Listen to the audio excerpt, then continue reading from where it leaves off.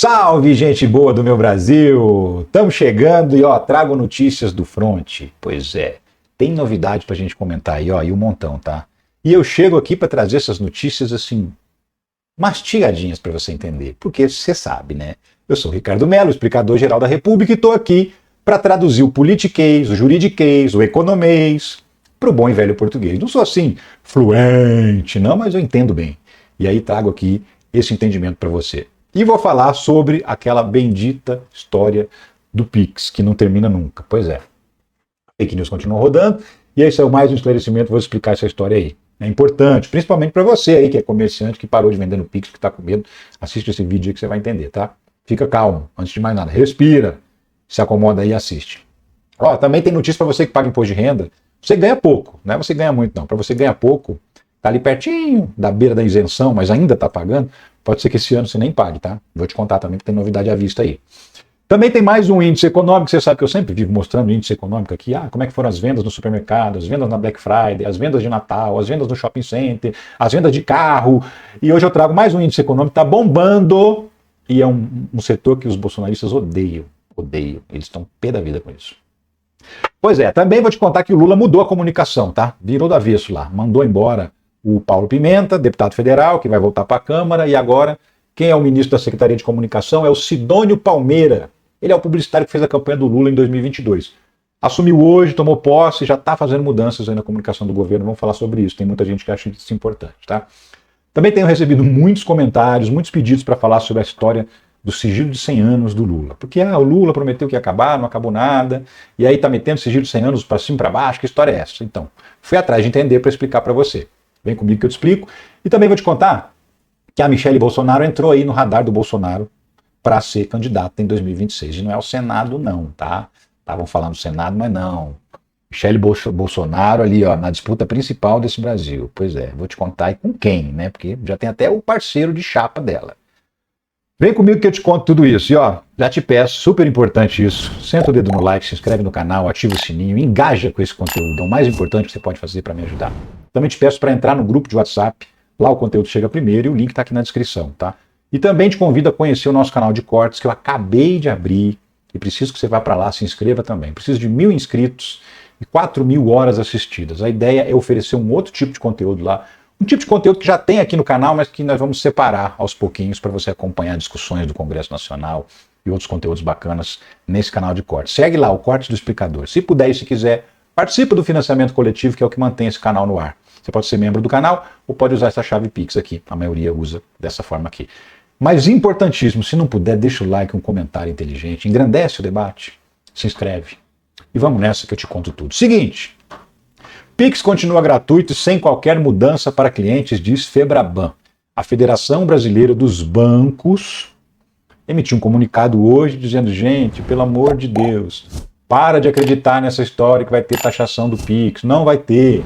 É mentira, tá? Então a própria Federação dos Bancos, que é quem opera o Pix, está dizendo não vai ter nenhuma cobrança de imposto em cima do Pix. Essa história já foi assim longe demais, já tem comerciantes se recusando a vender no Pix, porque está com medo de ser taxado, sabe? Depois que passar de 5 mil e tal, porque essa é a história que está circulando. E não, para você que está parando de vender no Pix porque está com medo, só tem uma coisa para te dizer, meu amigo, minha amiga, você vai perder dinheiro. Hoje ninguém anda mais com dinheiro no bolso, não. Todo mundo paga no Pix, paga no cartão. Se você não aceitar, você vai perder venda, querido, querida. E aí você vai reclamar mais ainda do Lula, né? Para variar. Mas assim, é você mesmo que está caindo nessa história, não tem taxação nenhuma. Existe uma máquina de mentiras que inventa histórias para te amedrontar. O objetivo é te amedrontar e estão conseguindo. Volta vendendo Pix rápido, enquanto é tempo você não perder venda, meu querido, minha querida. Mas vamos seguir, olha só. Se teve quem chegou a falar em taxar o Pix, foi o Paulo Guedes.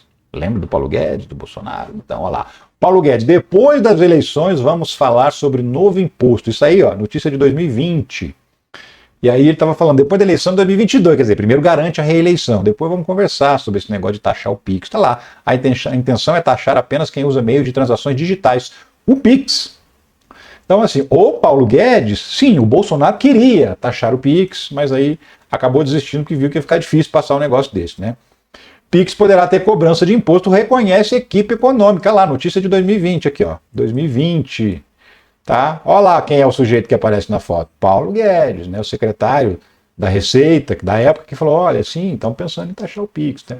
E o pior é a desonestidade dessas pessoas, porque elas fazem isso e depois elas acusam os outros de fazer. Em campanha, Paulo Guedes acusa PT de querer taxar o Pix. Notícia aqui, ó, de julho de 2022. Tá vendo? Então, assim, o cara pensou em taxar o Pix, não conseguiu emplacar a parada, aí ele começou a acusar o adversário de fazer isso.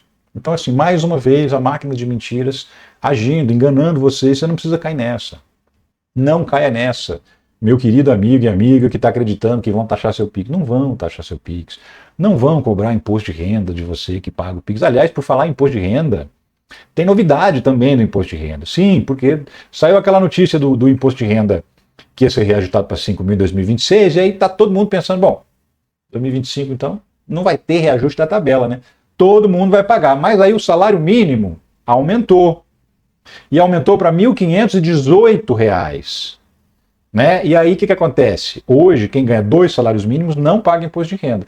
Com esse aumento do salário mínimo, se não mexer na tabela do imposto de renda, vai pagar imposto de renda uma galera que ganha um pouco menos de um salário mínimo. Então aí, o que o governo fez? O governo foi lá, o governo deve ampliar a faixa de isenção do IR para R$ 3.036 em 2025, segundo o Fernando Haddad. Correção deve ser feita para garantir isenção para quem ganha até 2 salários mínimos. Então aí, o Lula virou para o Haddad e falou, Haddad, já que subiu o salário mínimo, tem que corrigir a tabela do imposto de renda. Vamos fazer uma lembrança super importante aqui.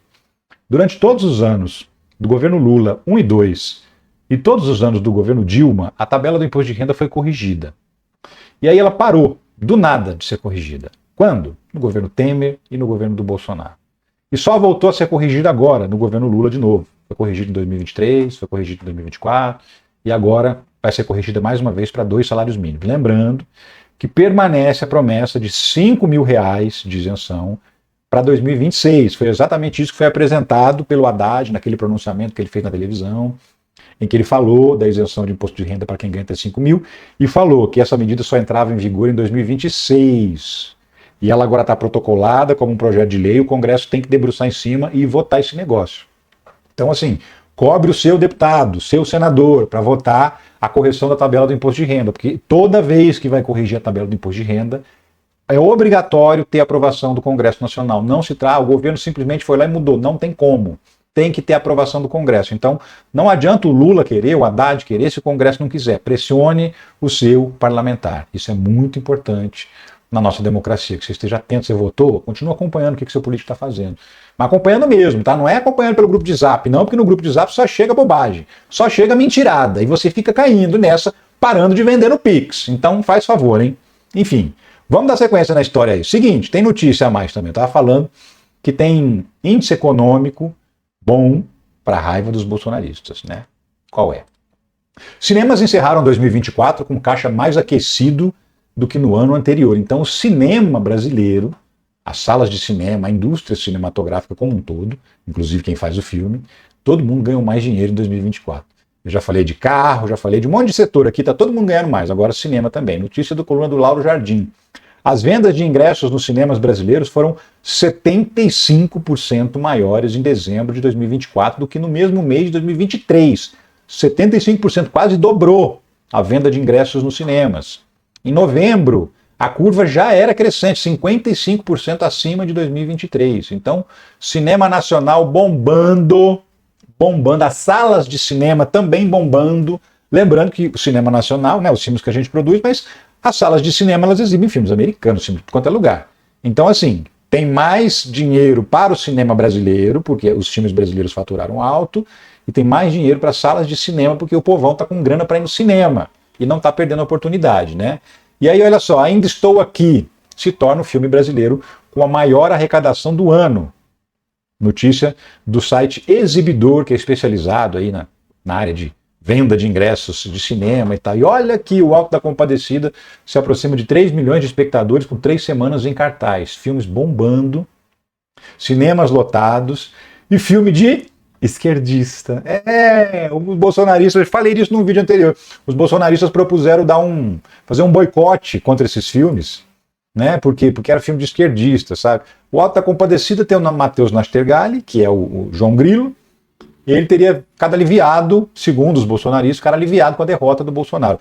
E a Thaís Araújo, que interpreta a Compadecida, também ficou aliviada com a derrota do Bolsonaro. Pronto, propuseram o calote. O calote não, boicote.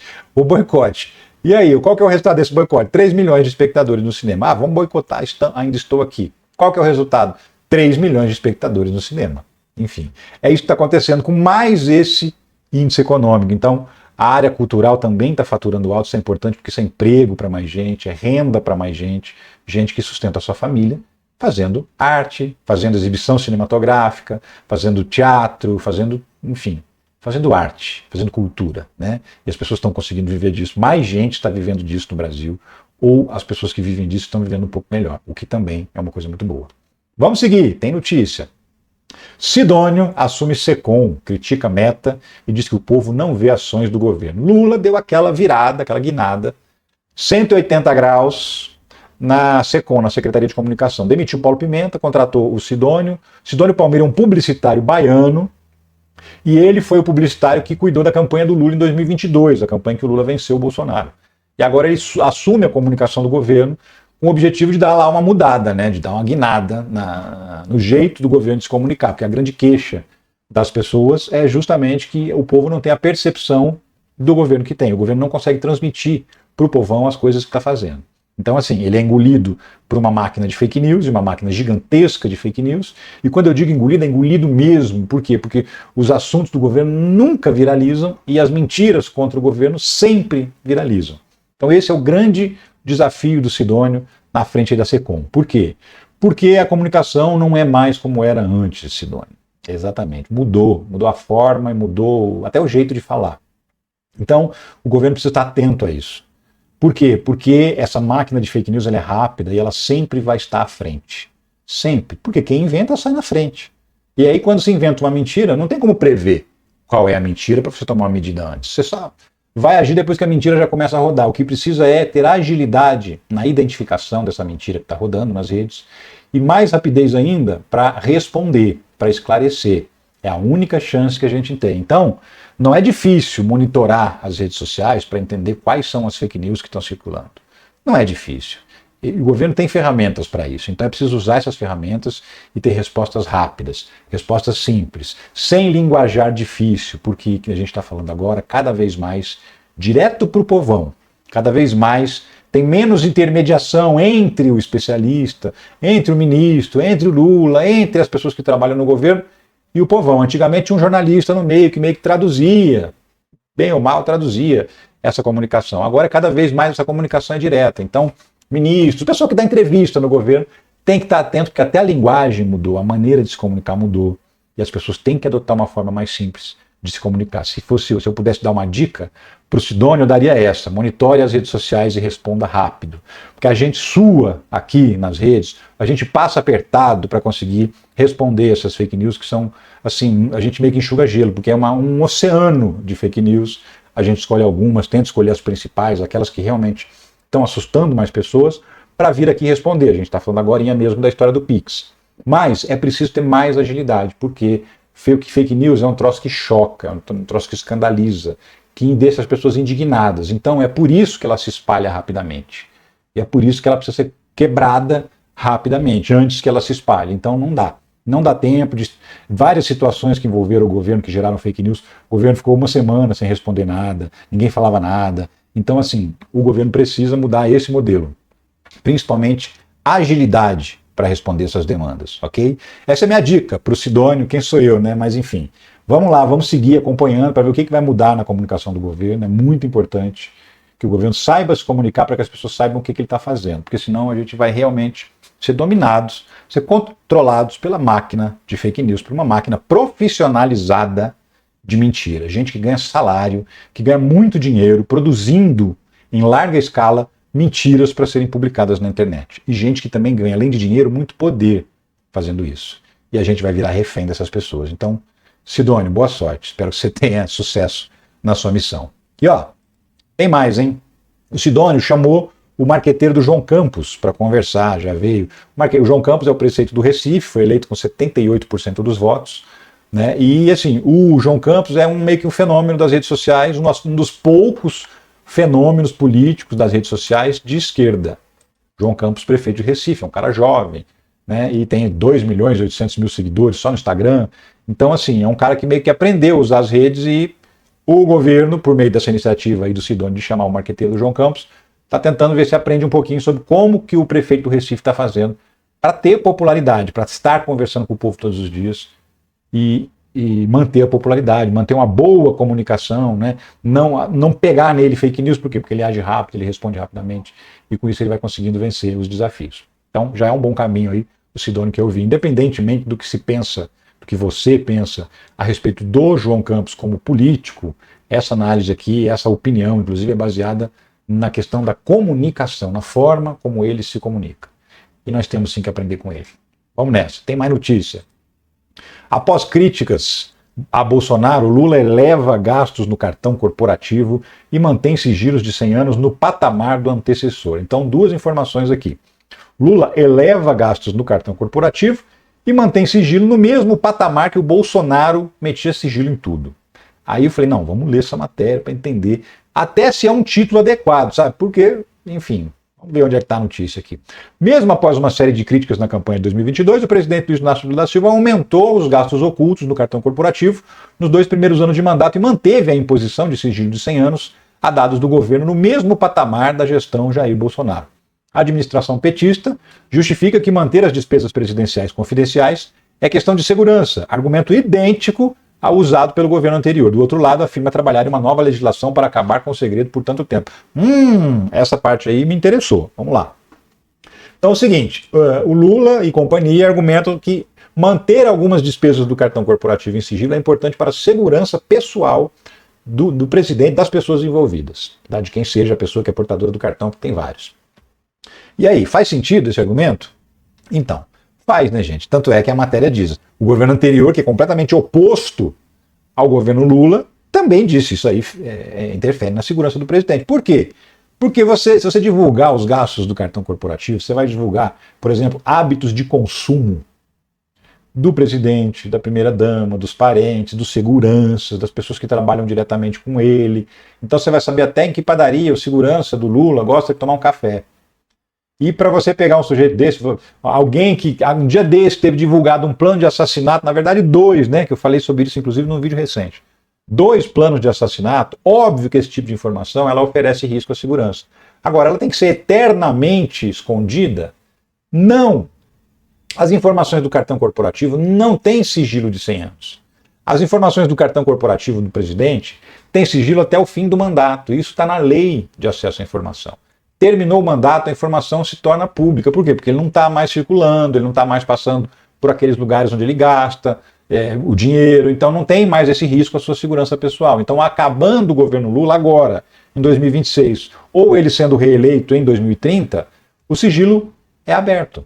Todo mundo vai saber. Ah, mas e o sigilo de 100 anos? Vamos lá, vamos continuar lendo. De 1º de janeiro de 2023 a 20 de dezembro de 2024, ou seja, praticamente 2 anos, 3.210 pedidos via Lei de Acesso à Informação foram negados sob a justificativa de se tratarem de dados pessoais, o que na prática representa impor sigilo de 100 anos, porque o sigilo de dados pessoais tem 100 anos. Aumento de 8,4% na comparação com o mesmo período da gestão Bolsonaro. Quando contabilizado o total de pedidos, porém, houve uma leve queda, proporcionalmente, em relação a Bolsonaro. No governo passado, as negativas correspondem a 18,08% contra 16,5% na gestão atual. Ah, então peraí. Caiu, em vez de subir, caiu de 18,08% para 16,5%. Caiu. Ah, olha que surpresa, porque a notícia não falava que aumentou? Então, mas caiu. E aí, como é que fica o Jornal Globo? Explica para mim. Caiu. Vocês estão falando que subiu, aumentou, mas enfim, vamos seguir lendo a notícia. Integrante do governo atribui os índices a interpretações equivocadas sobre as regras em alguns órgãos.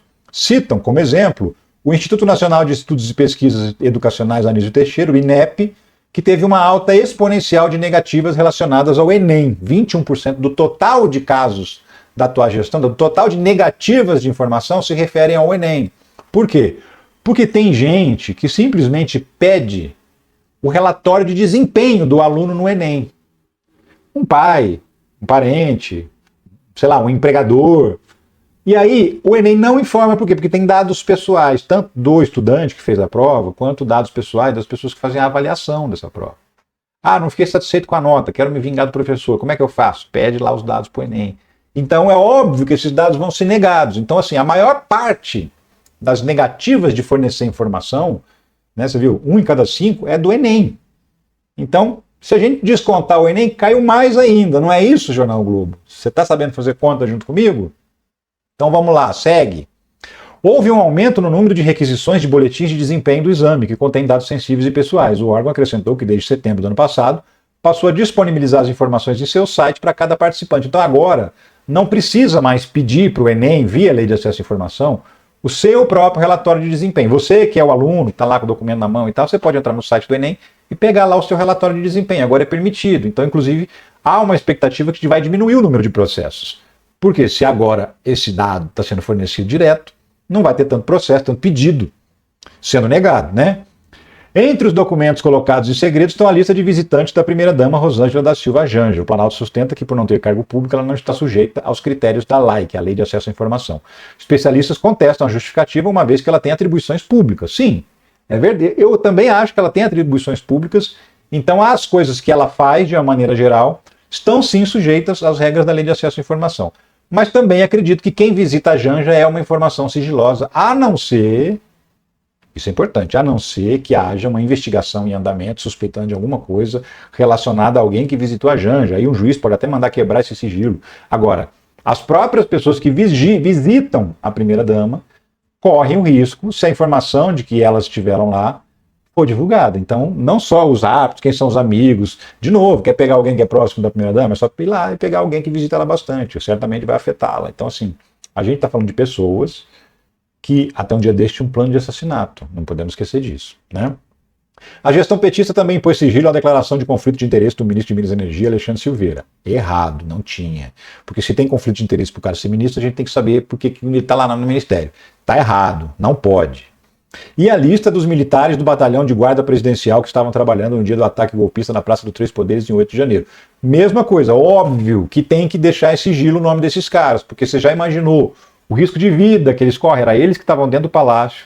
Alguns deles pode até ser que teve facilitação, e é por aí que a investigação vai mesmo. Agora, teve gente que lá enfrentou, que levou pedrada, que se machucou, que enfrentou os invasores, né? E aí você divulga o nome dessa pessoa para quê? Para ela ser perseguida? Obviamente que não faz o menor sentido também. Ao assumir o governo em janeiro de 2023, Lula chegou a anunciar que não seguiria na prática de seu antecessor, de impor sigilo de 100 anos a informações. Mas após 2 anos, o governo ainda trabalha numa proposta para pôr fim à prática. Então o governo está estudando acabar com isso. Bom, já é um sinal, né? Também não tinha nenhum sinal disso lá no título da matéria. A CGU é a Controladoria Geral da União, a CGU afirma que está em fase final de elaboração de um projeto de lei para acabar com o prazo de 100 anos de restrição de acesso a informações pessoais. A nota enviada pelo órgão prossegue. As últimas propostas enviadas estão em análise e a expectativa é que o projeto de lei seja enviado ao Congresso ainda no primeiro semestre de 2025. Mas pera um pouquinho então. A notícia, sei lá, se eu fosse fazer, né, título, assim, a manchete, a notícia seria outra. Seria, com atraso, Lula estuda acabar com o sigilo de 100 anos. Essa é a informação aqui, porque a própria Controladoria Geral não falou, ainda no primeiro semestre, ou seja, nos próximos 6 meses, o projeto vai estar no Congresso para acabar, defenestrar o sigilo de 100 anos. Na avaliação da diretoria da Transparência Brasil, Marina Atoge, o atual governo melhorou algumas regras para diminuir o número de negativas que se enquadram nos 100 anos de sigilo. Há de se reconhecer que há um esforço no atual governo de se diferenciar da gestão anterior, mas em muitos casos, muita coisa não se introjetou como deveria. Ou seja, ela está dizendo, olha, o governo está se esforçando para mudar isso, mas tem muita gente que tem o direito legal de decretar um sigilo de 100 anos, porque é um monte de gente. Quando a legislação foi feita, ela determina um montão de gente que tem autorização para colocar sigilo de 100 anos em vários departamentos do governo. Inclusive gente que nunca viu o Lula de perto, que é funcionário do governo, servidor de carreira, e que tem lá acesso a determinar que um determinado documento tem sigilo de 100 anos. Então, assim, segundo os especialistas que analisaram a situação estão falando, olha, o governo realmente está querendo acabar com isso. Só que tem vários departamentos do governo que são chefiados por pessoas que ainda não entenderam que tem que liberar essas informações. É isso que eles estão dizendo. Então, assim, há um reconhecimento de que o governo está se esforçando para mudar. E mais do que isso, há uma promessa do governo de que em menos de 6 meses ele vai enviar para o Congresso um projeto de lei que destrói, acaba com sigilos de 100 anos. Vamos aguardar, então, que em julho de 2025, se não tiver protocolado esse projeto, eu volto aqui para cobrar. Anota aí. Ah, e outra coisa. Tudo bem, então o Lula está fazendo devagar, por quê? Se ele falou que ia fazer no primeiro dia de governo. Então, isso é uma bravata também, bravata de campanha, né? Ah, no primeiro dia eu vou fazer. Aí, quando ele foi fazer, alguém chegou para ele e falou, calma, Lula, não é assim também. Tem que estudar sigilo por sigilo. Por quê? Porque tem alguns que realmente tem que ficar sigilosos, que envolvem informações pessoais de algumas pessoas. Pode gerar processo contra o governo, pode gerar um monte de problemas jurídicos para a gente. Tem a Lei Geral de Proteção de Dados, tem que estudar a Lei Geral de Proteção de Dados para saber o que pode divulgar, o que não pode. Calma, Lula, você foi lá, gritou alto que ia acabar com isso, mas não é assim. Aí o Lula falou, então beleza, então vamos lá, façam um estudo e acabem. E estão fazendo o estudo, não acabaram ainda. Então, foi sim uma bravata. Falar que acabar no primeiro dia de governo é uma bravata.